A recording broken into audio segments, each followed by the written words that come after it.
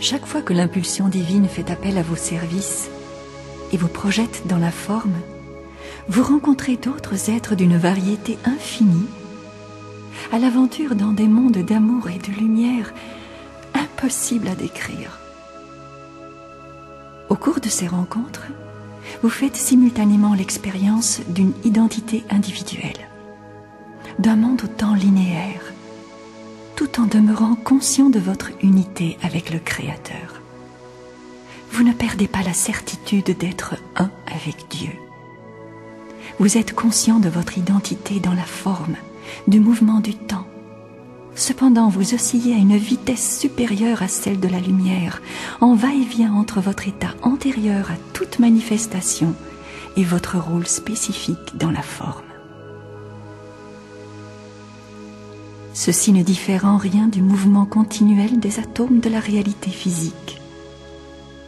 Avant la chute, vous pouviez déplacer à volonté le centre de votre conscience de la divinité à l'identité, de la forme à la métaforme. Vous étiez libre d'aller et de venir comme il vous plaisait, libre de mettre l'accent sur l'aspect de vous-même approprié à la situation. C'est ainsi que toutes les créatures sont faites. Dans un état d'équilibre et de santé, vous vivez deux réalités à la fois. La moitié du temps, vous êtes focalisé sur votre identité dans la forme, et le reste du temps, sur votre identité avec la totalité de tout ce qui est. Dans l'état de conscience d'après la chute, vous vous trouvez piégé dans un seul plan de réalité, tandis que la substance véritable de votre être continue à fonctionner sur les deux plans.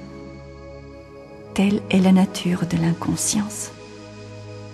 Vous existez toujours dans cette autre réalité, mais vous êtes endormi.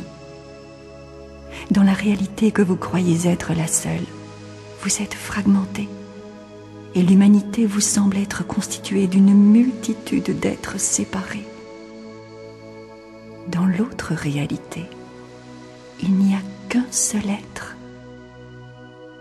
Nous sommes ici pour l'éveiller, pour vous éveiller. En vérité, il n'y a qu'un seul d'entre vous qui ait besoin d'entendre ce message.